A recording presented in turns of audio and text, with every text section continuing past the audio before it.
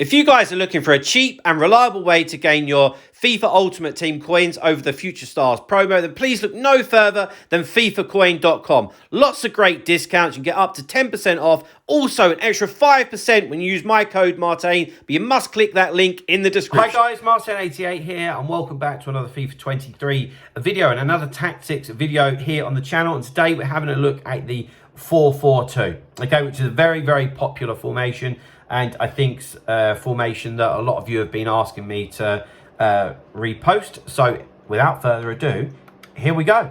So for me, the 4-4-2 is so popular because it kind of never goes out of fashion in a way, you know, like it's very, very balanced and it can offer you the best of both worlds. It's also a formation that has two strikers, which a lot of people like in the last couple of years, and it provides you with good width. It is literally, along with the 4-2-3-1, the most balanced formations in the game. And over the past few years, say 4 or 5 years, the transition of 4-2-3-1 has swung back to 4-4-2 if you want a balanced formation, okay? And I think that's purely come down to the fact that people now really rely on having two strikers. That's just my personal opinion, okay? So here we go. Defensive style balance. Now, although we change shape, i.e. formations, a lot of my principles are still the same, okay? And that would rub off in like my coaching as well. And I would have defensive style as balanced. And because, like I always say, if you can put pressure on manually, i.e. yourself, either by your anticipation, yeah, or by really quick right stick switching, or a little bit of second man press, don't overdo the second man press. When I do coaching, that's what I see. Don't get this mixed up. When I say putting pressure on yourself, I don't mean just spam second man press. I mean anticipation, fast right stick switching. That's what manual pressure is, okay? If you can do that, then please just leave the defensive style on balance, because if you change to pressure on heavy touch or press after possession loss, your players is going to start abandoning their posts. You're going to have players out of position, and good players will exploit that. End of. Right, defensive width 40. 4-4-2 is actually quite a wide formation, isn't it? So defensively, we want to be a lot more compact, more bodies in the middle of the pitch, and obviously hard to break down, okay? So most people like to go narrow. Trust me, they do. Depth, I have 45. I think really could be 50. I have it on 45. There's not a huge difference with that. I think, to be honest, with it being a very balanced formation, as we keep saying, you'd have it on 50. Personal slight preference is 45. That's not a big game changer, guys. So whatever you want to do there. Right, build-up play, balanced. Sick of saying it, but of course, you understand why that is.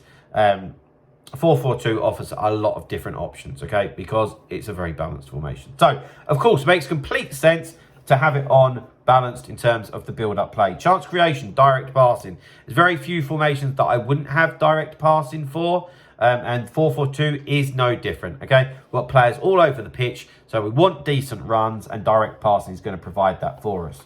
Offensive width, leave it at 50, okay?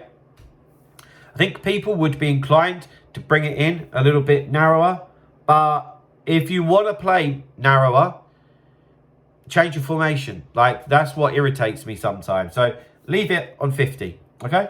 Players into the box 6, corners and free kicks, I always just leave on 2. So it depends what you're going to do with it. If you put them into the box, maybe have it on 3. If you're somebody that plays it short, maybe you could have it on 1. But I just leave it on 2 for the best of both worlds. Variation is the key. Okay, into the player instructions. So before we go into the instructions, guys, did just want to remind you of the fact that I do offer online and offline coaching. So if you're struggling at the moment, or you're somebody that's just got back into your FIFA and you want to get better, whether it's rivals, whether it's squad battles, foot champs, or just playing against your friends, please get in touch with me, martinfifa88@gmail.com. Won't be disappointed. Right. Okay, so defensively, stay back while attacking. Now, there's some formations where you could argue about having the fullbacks on balanced or join the attack. For me, when you've actually got wingers, then for me there's no need to do that. No need at all. And this is no different. And the reason for that is you don't actually need them to provide the width in your attack because you have wingers for that. Now, it doesn't mean that they can't join the attack, but you don't need to rely on them to do that. So you don't need to take extra risks, you know. Their first job is to defend in this formation, okay? So stay back while attacking is definitely what you're going to have on them. But having wingers in front of them, if you're clever, you can really start to interchange with them. You know, 1-2s, give and goes, triggering runs. You could have the ball with the fullback and trigger a run of the winger. So imagine you've got the ball with Cancelo in this instance and Mahrez is up there, yeah? And you trigger the run of Mahrez, the opponent goes with him. What's that there? Leaves a load of space. You carry the ball up the pitch. Your team is that much further up the pitch. Equally, you might have the ball with Mahrez. Yeah, he's facing Cancelo. Trigger the run. Cancelo goes. Spin it round over the top. Loads of different things that you can do. Or you can do all that and just leave it as a decoy and come infield. The options are yours. But we have them on stay back while attacking, so they'll only get involved when we want them to, yeah? Okay, into the central midfield. Now, these aren't CDMs, they're not cams, they're central midfielders, so we need them to do the best of both worlds. First thing on their to-do list is to stay central, okay? Otherwise, there's a huge hole, and it's going to get exploited by decent players. So cover centre, and the rest of it I'll just leave as default. It's got to be balanced. They need to get involved in attack, and they need to get involved in the defence. Personally, I think that Seedorf and Odegaard are quite well-rounded for this role, and a couple of players that I like that can do a decent job. Out onto the wings, you want pace and trickery. So I've got Mahrez here, and I've got Theo Walcott. Okay, so realistically more pace with Walcott and more trickery with Mahrez, but both wingers that will give opponents headaches, okay, which is what we want. Now, they've got more instructions on them than anybody. So first of all, the defensive support, come back on defence. It's really important that we have at least those 2 banks of 4. We can't have them hovering up the pitch somewhere once we've lost it, okay? But when we are attacking, we've got support runs getting behind, okay? And getting to the box of crosses, which for me, quite similar. And we've got the direct passing turned on. So really what it means is when we win the ball, they're going to be on their bikes, okay? And don't worry about thinking about, oh, stamina's, like you've got 5 subs this year. Like, use them, okay? If you've got somebody and he's gassed after 65 minutes, bring another speedster on. There's really no problem at all.